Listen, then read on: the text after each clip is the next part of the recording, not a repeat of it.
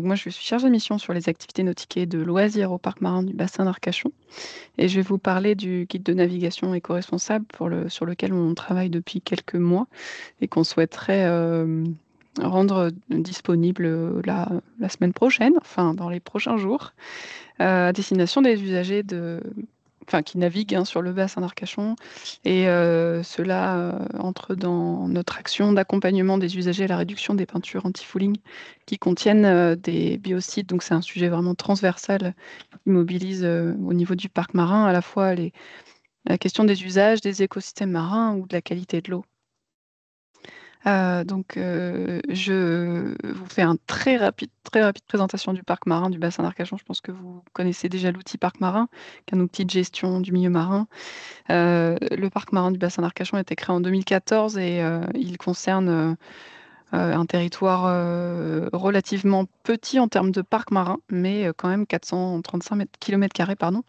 Et une particularité quand même qui est, une lagune semi-fermée, ce qui pose un certain nombre de soucis en termes de qualité de l'eau notamment, puisqu'on a, quand même, voilà, de nombreuses activités, d'ostréiculture, de pêche professionnelle, les industries nautiques, le tourisme, le nautisme en général, au sein d'une lagune semi-fermée qui recouvre des richesses naturelles quand même très importantes. Et on y trouve d'ailleurs, c'est un espace où il y a une superposition d'espaces, sous statut, à la fois, le parc naturel marin, on a 2 réserves naturelles nationales, on a, des espaces naturels sensibles, des sites Natura 2000, sites donc conservatoires du littoral et cetera. Donc bref, un territoire, assez dense. Hem, le parc naturel marin du bassin d'Arcachon, comme tous les autres, a, des objectifs importants qui sont, la préservation du milieu marin, sa connaissance et le développement durable des activités. Je passe assez vite là-dessus parce que je pense que vous connaissez à peu près l'outil, mais on y reviendra si vous le souhaitez. Donc, l'activité nautique sur le bassin d'Arcachon, c'est quand même, effectivement, je vous le disais tout à l'heure, plusieurs types d'activités, des activités historiques et importantes pour le bassin. Ici, vous en voyez, quelques exemples, juste à travers un focus sur, le village ostréicole du Canon, à Lège-Cap-Ferret, où on voit, l'importance des zones de mouillage et d'équipements légers qui sont installées de mars à octobre sur le bassin. Donc ils disparaissent, hors saison. On voit également, l'activité ostréicole à travers les bateaux, les plattes qui sont là, mais également le village du Canon qui est un petit village ostréicole. Il peut y avoir une activité de pêche, on a une activité de transport de passagers, ou de transport longe-côte plutôt en termes de visites, de balades, pour aller voir les belles villas du Cap Ferret. Mais voilà, donc c'est, un peu représentatif de ce qu'on peut trouver comme activité de plaisance sur le bassin d'Arcachon, mais on a aussi effectivement des chantiers navals, voilà. Hem, En termes de capacité d'accueil sur le bassin, elle est relativement, importante. On a quand même, à peu près 6 000 places à l'année dans les ports, et on double quasiment cette capacité d'accueil, pendant la période des corps morts, donc de mars à octobre. Ce qui nous donne, des chiffres de fréquentation qui peuvent être assez importants. Sur la carte, vous pouvez constater une activité qui est relative à un pic estival. Donc on a, un certain nombre d'enquêtes qui nous renseignent sur la fréquentation, du bassin d'Arcachon, à travers des images aériennes que l'on collecte. Et là, on peut voir celle du 13 août, 2023 où on a, plus de 12 000 unités qui sont comptabilisées. Donc, les couleurs correspondent à leur état de navigation. Donc pour la plupart, vous pouvez le constater, on est quand même sur des bateaux qui sont encore à quai ou au corps mort, donc qui ne sont pas en transit, mais voilà, on a quand même à peu près un peu moins de 1 000 unités en transit. Voilà, pour vous donner quelques ordres d'idées, on est sur à peu près 4 000 engins nautiques,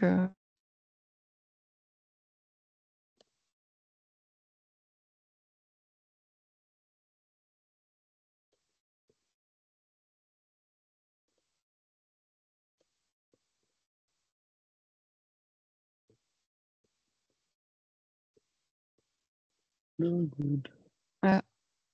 Je vous ai retrouvé. Ouais, mais on vous a perdu OK. un petit moment là. OK. Vous m'avez perdu à quel moment? À partir du moment où vous avez dit qu'il y avait 4000 bateaux, Oui. 1000 bateaux en Donc on transit, parle on c'est ça, passe non? Ouais. on passe en fait, on passe en hiver de 4 000 bateaux à, en saison, jusqu'à des pics de 12 000, navires. Donc voilà, pour vous quantifier un petit peu l'importance.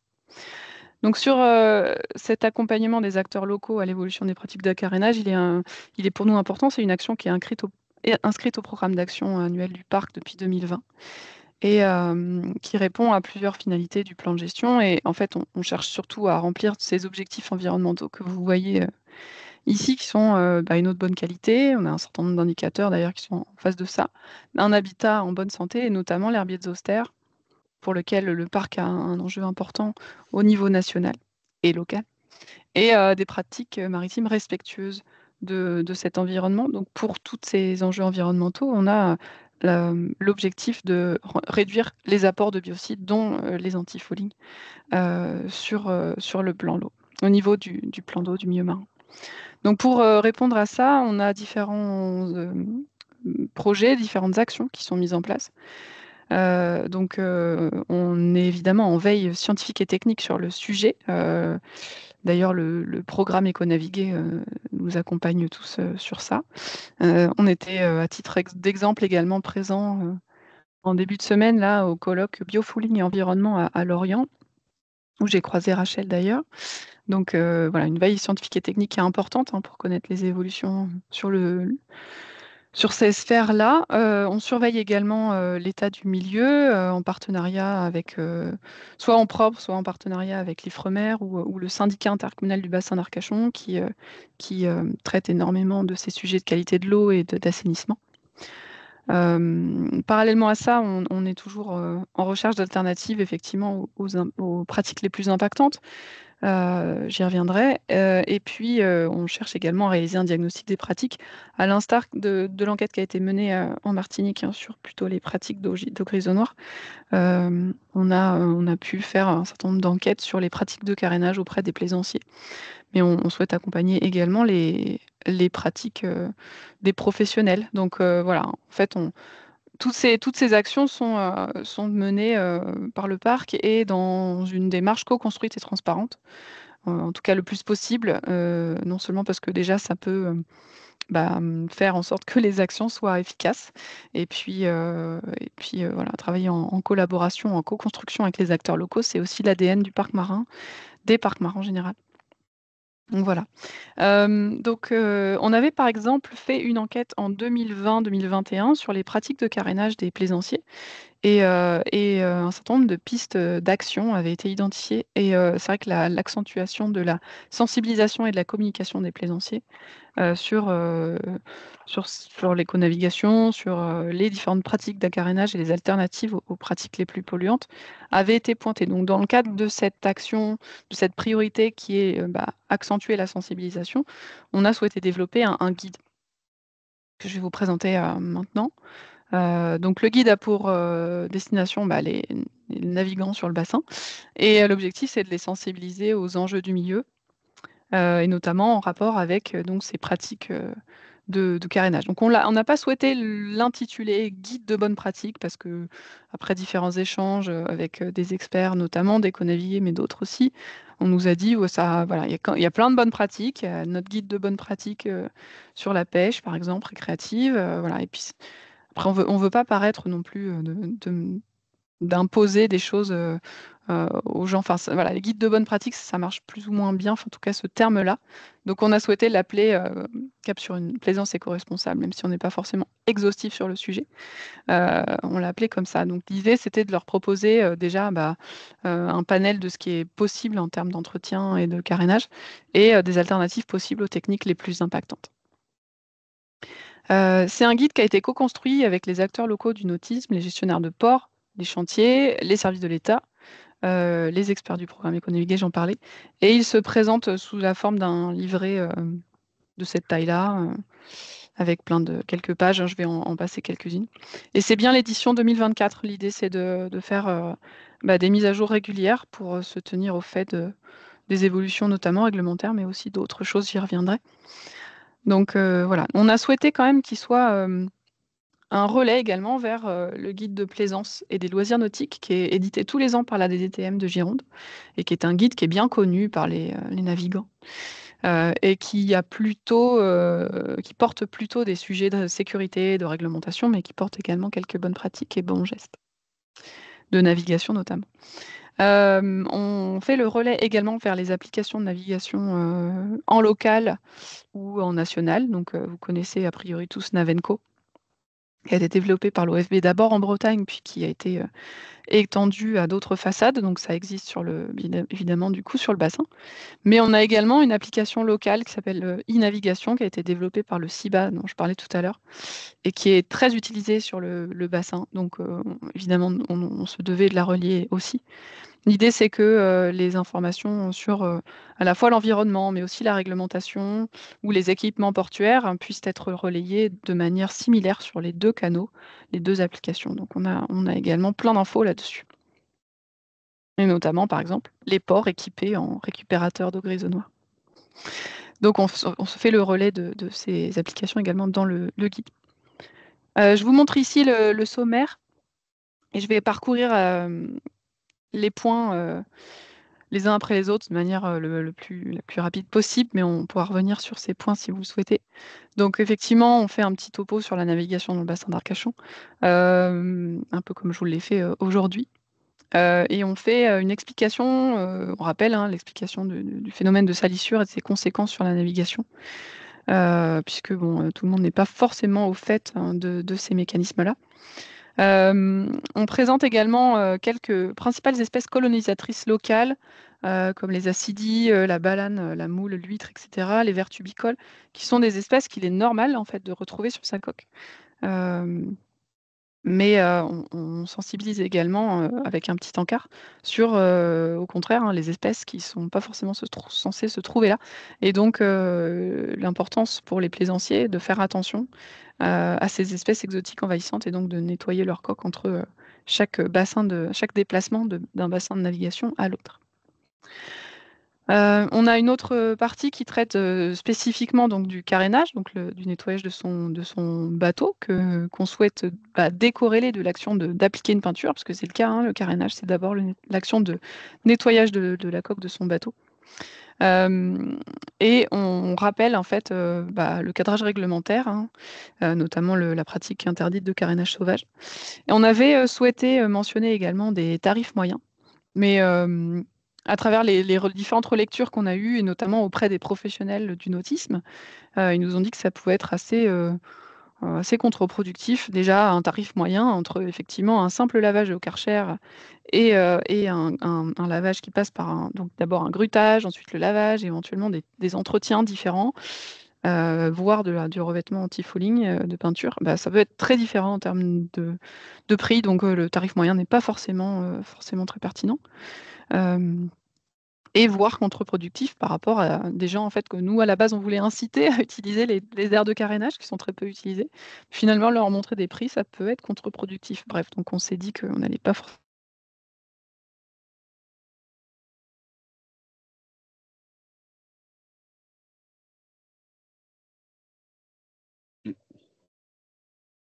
On parle d'argent, ça fâche.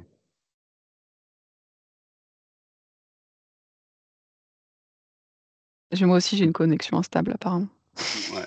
Là, c'est quand tu as commencé à parler d'argent, ça a coupé. Voilà, je dois avoir un micro. Quelqu'un a souhaité me faire taire. Donc je disais qu'on cartographie également les aires de carénage qui sont trop peu utilisées sur le territoire. Donc on souhaitait les rappeler à l'existence, la connaissance des plaisanciers. Autre point également que l'on fait arriver sur le guide, c'est, pardon, je reviens un tout petit peu en arrière, la description de ce qu'est une peinture en fait anti-fouling. C'est quoi leur composition? Qu'est-ce qu'on peut trouver dedans? Quel est leur principe d'action en général? Donc, et souvent c'est les biocides. Donc, c'est vrai que la très grande majorité des peintures qui sont utilisées pour l'anti-fouling sont composées de cuivre ou d'autres composés qui sont des biocides comme le tralopyrrole, le cuivre ou d'autres. Et donc, voilà, leur dire que ça a quand même un impact important sur l'environnement, mais aussi sur la santé humaine. C'est vrai qu'on voit assez peu de gens se protéger eux-mêmes lors de l'utilisation de ces peintures. Et on leur propose donc des alternatives, donc, et qui sont utilisées, c'est vrai, sur le bassin d'Arcachon. Alors, à la base, on avait proposé proposer des alternatives qui peuvent exister sur d'autres bassins de navigation, comme les stations de lavage, par exemple celle qui est sur au Sable d'Olonne, ou des actions de plongée ou de robots nettoyants. Mais comme c'est pas encore dispo sur le bassin d'Arcachon, on nous a dit que c'était peut-être aussi pas forcément utile de les référencer. Donc, principalement, on va parler du lavage à sec, qui s'applique notamment à certains cas, quand les gens stockent leur bateau à sec ou qu'ils naviguent très peu ou que les navigations sont très espacées et qu'entre-temps, le bateau est à domicile ou sur un port à sec. Bon, c'est pas forcément utile de mettre de l'anti-fouling. La housse de protection également, qui arrive progressivement sur le bassin. On a quelques bateaux qui utilisent des housses de protection. Et puis le revêtement anti-adhérent. Et pour ce cas-là, c'est vrai que notre participation au colloque en début de semaine a été assez enrichissante. Voilà. Autre élément qu'on souhaite diffuser dans le guide, c'est un arbre de décision. Donc je vais y revenir juste après.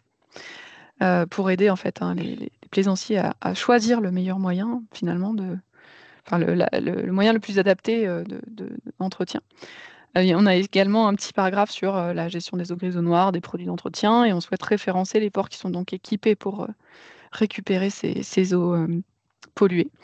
Et enfin, on fait une petite partie sur les herbiers, la vie-faune, enfin bref, l'interaction avec la faune, les habitats et les autres usagers du bassin. Donc voilà très rapidement pour le sommaire, je vais aller assez vite, mais le guide sera bientôt disponible sur notre site, donc vous pourrez aller le parcourir. Quelques exemples de ce qu'on peut retrouver dans le guide, donc pour illustrer mes propos. Voilà, vous avez la page espèces colonisatrices, peinture anti-fouling, impact sur le milieu marin. Voilà, on est quand même sur un guide qui se veut assez, qui est illustré et qui est relativement agréable à lire, on l'espère. Concernant l'arbre de décision, je voulais vous le montrer ici, même s'il va évoluer un tout petit peu, notamment en termes d'alternatives. Donc en fait, l'idée, c'est d'accompagner, en fait, pardon, je suis passée à la diapo. Je reviens sur mon arbre de décision. L'idée, c'est d'accompagner les navigateurs, en fait, par rapport à leur type de bateau et à d'autres variables qui sont donc le mode de stockage, la fréquence de navigation, et certaines pratiques de navigation, de les accompagner à choisir la méthode la plus adaptée et celle qui a peut-être un impact environnemental plus faible pour leur carénage. Donc là, par exemple, un bateau qui va être moins de 2 mois par an à l'eau et qui stationne sur remorque ou port à sec, on va préconiser un lavage manuel simple. À l'inverse, pour des pratiques un peu plus fréquentes, en fonction du type de stationnement, etc., on pourra les aiguiller vers d'autres types. Déjà de lavage manuel, hein, évidemment, c'est toujours, toujours utile, mais peut-être des pratiques anti-fouling un peu différentes. On a quand même une pratique importante de l'échouage sur le bassin d'Arcachon, soit parce que ils sont stationnés, en fait, les navires, dans des ports d'échouage ou des zones de corps morts à échouage, hein. Il y a quand même énormément de zones qui sont concernées dans le bassin.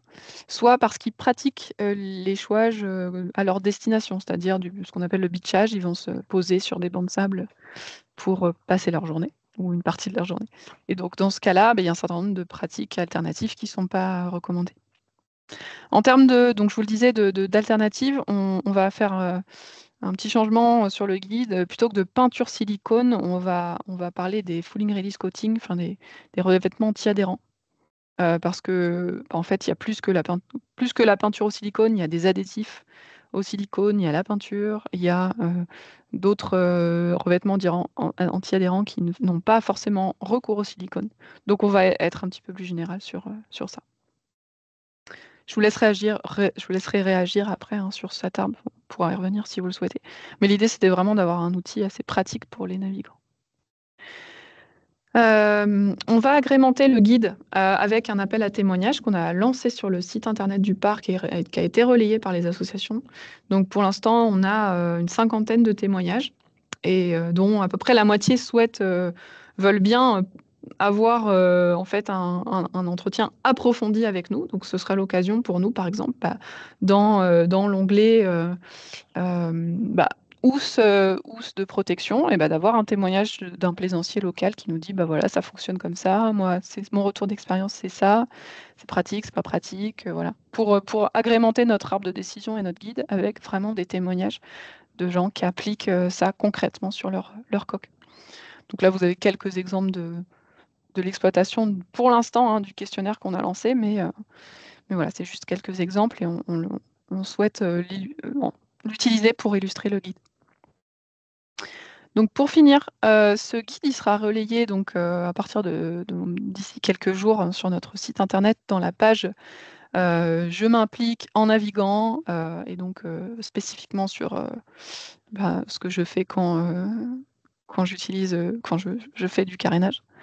Il sera diffusé donc plutôt en ligne dans une première phase. On souhaite lui faire passer un peu l'été pour recueillir d'autres retours d'expérience ou d'autres relectures.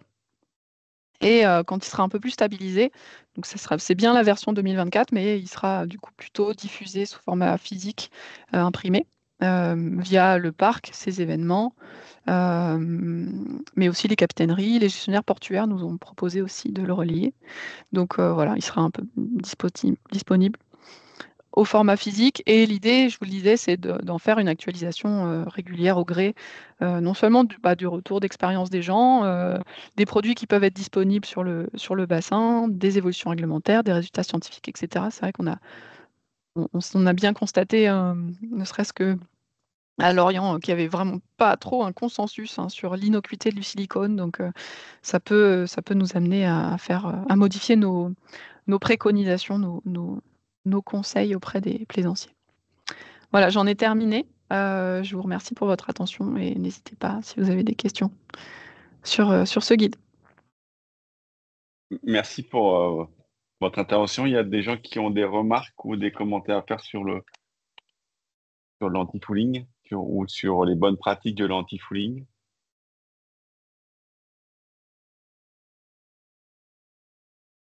Oui, moi j'avais une question.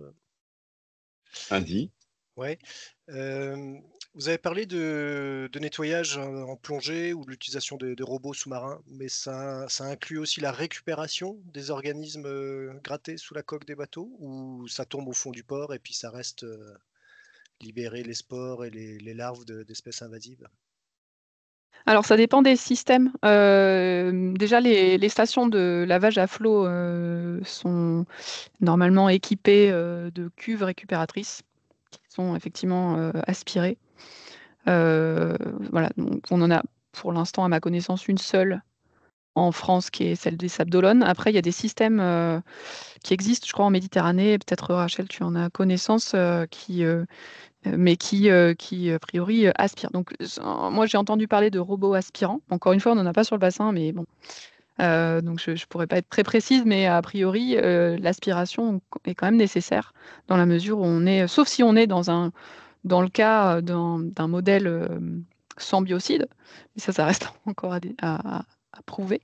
Mais l'idée, c'est quand même d'aspirer les particules pour éviter le relargage dans le milieu, ce qui relève en fait hein, d'un carénage sauvage, donc interdit. Ouais. Vincent, tu as des commentaires complétés? Ouais, c'était ce que je comprends, c'est que le guide, à la fois, il est informatif, il y a pas mal de renseignements sur des notions comme le biofouling, carénage, etc. Mais aussi des aspects plus locaux, enfin plus liés au bassin d'Arcachon. Et du coup, est-ce qu'il est prévu de diffuser ce guide sur les autres façades? Alors peut-être aménagé. Enfin, est-ce qu'il y a une extension prévue de ce guide?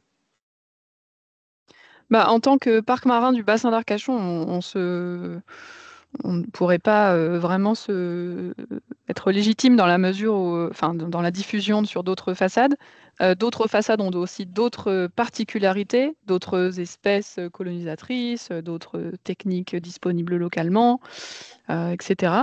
Mais si on peut être inspirant pour que ce guide soit développé, c'est évidemment avec plaisir. Dans le réseau déjà des parcs, ça peut être relayé.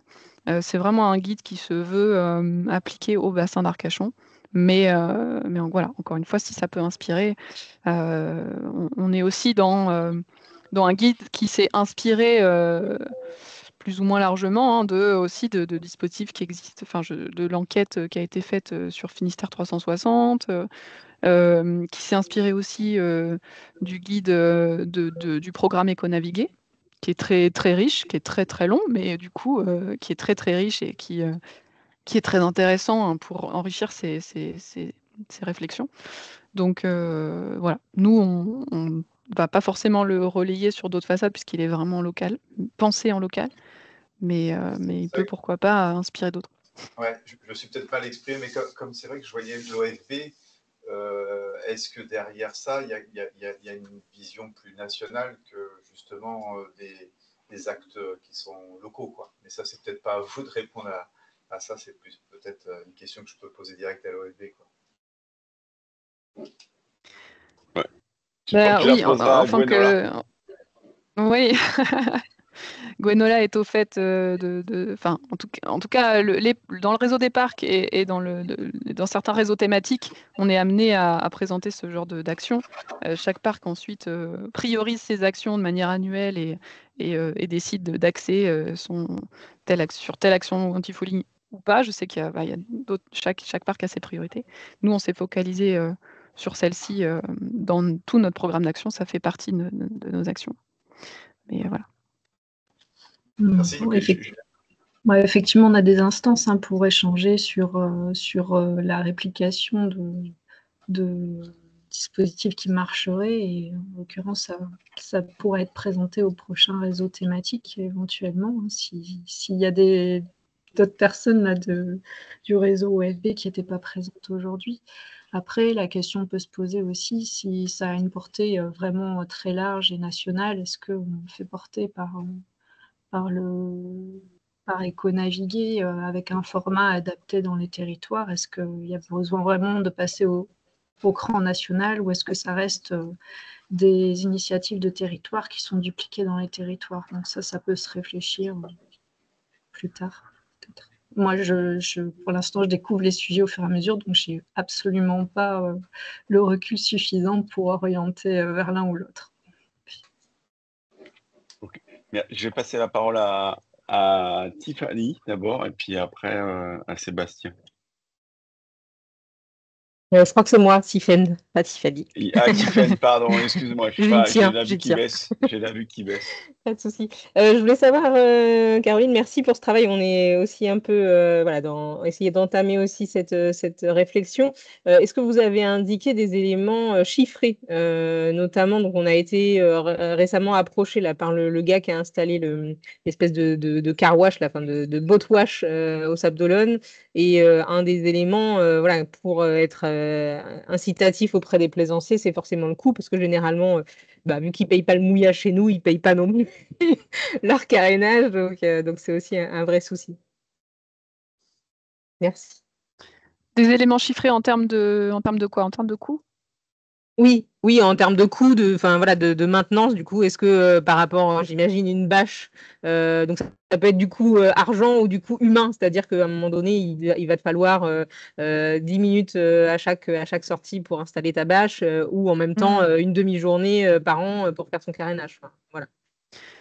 On espère avoir ce retour d'expérience par les quelques bateaux là, qui sont équipés cette année.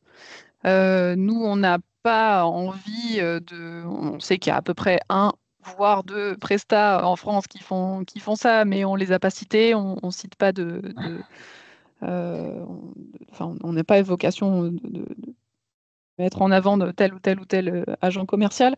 Donc, on parle juste des housses de protection et on a illustré avec un schéma qu'on a fait nous. Donc,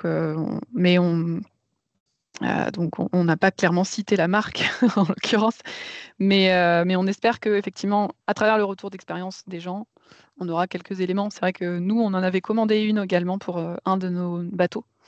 Malheureusement, elle est arrivée, on avait fourni les plans du bateau, mais elle est arrivée quand même trop petite, donc on n'a pas nous-mêmes ce retour d'expérience. On l'aura bientôt. En revanche, en ce qui concerne des éléments chiffrés, c'est vrai qu'on les avait d'abord intégrés. Notamment, par exemple, l'accès à une aire de carénage avec eau et électricité, ça coûte à peu près 35 € par jour en moyenne. Un grutage, ça peut être 130, 160 €. Et une peinture anti-fouling, en plus, si on applique, ça peut coûter tant et tant.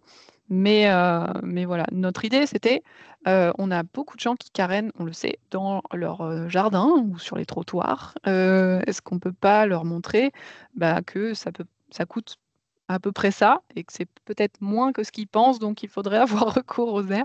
Mais effectivement, par rapport à des gens qui payent rien dans leur jardin, est-ce que c'est pas contre-productif? Donc on a vraiment un débat là-dessus et on s'est dit que finalement on n'allait pas le montrer dans la mesure où effectivement en fonction, de ce qu'ils font, ça coûte pas du tout la même chose et en plus, les gens qui sortent leur bateau pour le caréner, souvent, derrière ils vont faire peut-être, un entretien différent, une révision de moteur et cetera. Donc ça peut, voilà, ça peut être très donc pour l'instant on a retiré tout chiffrage, du guide.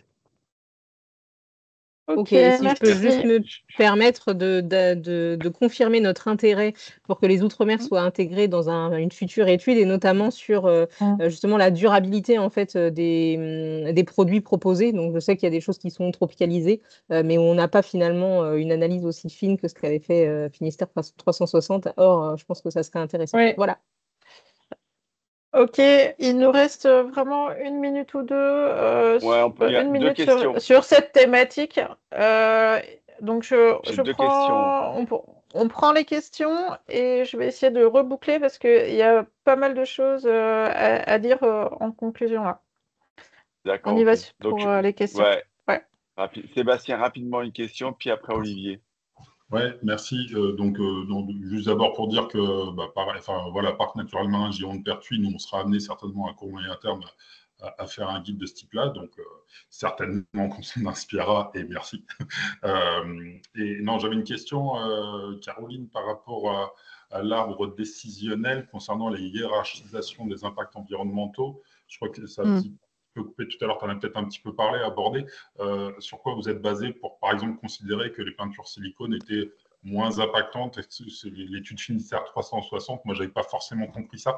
Enfin, de la même façon, nous, par exemple, on sait que le port de La Rochelle autorise du carénage léger, brossage pour des bateaux qui n'ont soit pas d'antifouling, soit ont du silicone, effectivement, soit du copper coat. Je ne sais pas si vous connaissez le produit aussi, toi ou les autres, qui est facilement une matrice très dure, chargée en cuivre, mais qu'ils ont considéré eux-mêmes comme moins impactante.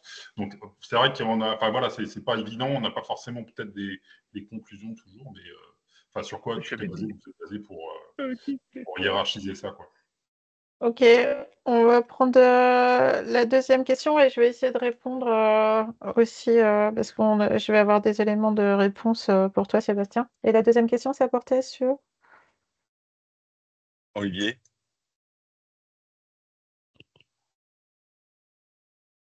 Ça marche pas. Et on gagne du temps, il n'a pas le son sur sa question. Ok, je vais essayer de répondre rapidement. Dans le cadre du programme, là, la thèse qui va être mise en place, ça va être la suite de Finistère 360. Donc, on va faire vraiment un point sur les solutions que vous avez, les différentes solutions que vous avez évoquées, que ce soit peinture ou des systèmes comme le boatwash. Dans l'immédiat, pour le boatwash, on a demandé les rapports d'impact à la société qui est pas mal implantée dans les pays nordiques et aux États-Unis. Donc, on pourra vous faire un petit point là-dessus si vous voulez. Qu'est-ce que je peux dire également? Sur le Copper Coat, peut-être. Le Copper Coat qui est en pleine diffusion, même au Golfe du Lion, ils sont approchés par les plaisanciers qui leur disent « ça a l'air génial ce truc », alors qu'en fait, bon. Non, c'est pas top. Qu'est-ce que vous en pensez? Ouais. Nous, ce qu'on sait, c'est que c'est ultra chargé, que c'est censé tenir 10 ans et tout. En fait, bon, voilà. Ça reste du cuivre. Hein. Il y a un gros relargage et après, en fait, c'est les problèmes d'efficacité. Hein. Il y a un gros relargage au départ et puis après, ça ne tient pas beaucoup dans le temps, mais il y a quand même un important relargage. En termes d'échelle, par rapport à cet arbre de décision, hein, c'était la question de Sébastien, nous, on a on a considéré que tout ce qui pouvait utiliser du biocide était le pire, enfin, en termes d'impact environnemental, notamment donc la matrice érodable pire que la matrice dure, parce que finalement, la matrice érodable, elle va le relarguer tout de suite et ça va être assez dur. Enfin non, mais ça va être assez compliqué pour au niveau environnemental. En termes d'innocuité sur la peinture silicone, je le disais tout à l'heure, on n'en est absolument pas certain et il y a aucun consensus actuel scientifique sur l'innocuité, voire même des études écotox qui montrent que ça, c'est quand même impactant. Pour l'instant, on a l'air de dire que c'est quand même mieux que le cuivre et d'autres éléments, mais voilà, il faut être quand même assez prudent, je pense, sur des revêtements anti-adhérents qui sont encore très expérimentaux. Il y a des choses qui sont déjà disponibles au niveau du commerce. Mais voilà, il y a des développements même expérimentaux sur l'utilisation de titane, l'utilisation de Kyosan, etc. Enfin, il y a des choses qui sont en développement, mais qui doivent encore faire l'objet j'arrête, oui, d'études écotoxicologiques pour confirmer. Ouais. C'est pas évident. Ouais. Non, c'est pas évident. Il y a plein de solutions et notamment là, avec Vincent, là, qui a parlé tout à l'heure, on va essayer, et avec l'université, dans ce qu'on veut faire, c'est reprendre ça en perspective et on s'aidera sûrement de votre travail et on verra comment on peut, dans le groupe, dans les sous-groupes du GT Éco-Naviguer, c'est sûrement un des gros points durs aujourd'hui avec le traitement des eaux et des choses comme ça. Donc, c'est des choses qui peuvent cristalliser pas mal d'acteurs et être un début d'interaction supplémentaire, quoi. Et la question d'Olivier, c'était est-ce qu'il y a des gendarmes sur comment ça s'appelle? Ouais, est-ce que les préfets, est-ce que les gens, est-ce que la réglementation? Et moi, je me pose à la grande motte, là, j'ai fait le carénage de mon bateau. Et en fait, d'après ce que j'étais dans l'air technique de carénage et tout, et j'avais l'impression que je carénais, mais il y a simplement une rigole entre le quai et les bateaux qui collectent l'eau qui ruisselle. Et je me suis posé la question, mais où va cette eau? Et en fait, il n'y a pas un lieu physique où on met les bateaux, on les carène, on les déplace. Et voilà. Donc, je pense qu'il y a encore un peu de travail à faire. Mais là, je suis vraiment désolé, je me coupe la parole parce que Oui, c'est ça. voilà. Ouais, coupe-toi. Et Donc, après, je vais passer la parole ouais. à Pauline. Et en fait, je pense qu'il y a une question qui sera évoquée dans le futur, c'était entre aire de carénage et cale de carénage, parce que pour les espèces invasives, si on veut demander aux gens de nettoyer régulièrement, il va falloir avoir des cales de carénage, c'est-à-dire accessibles sans grutage par rapport à l'aire de carénage qui demande une sortie d'eau qui est coûteuse. Voilà. Ouais, mais Donc, là, vous parlez d'un pays où l'eau s'en va toutes les 6 heures. Et il y a des endroits où l'eau s'en va pas ouais. toutes les 6 heures. Oui. Allez.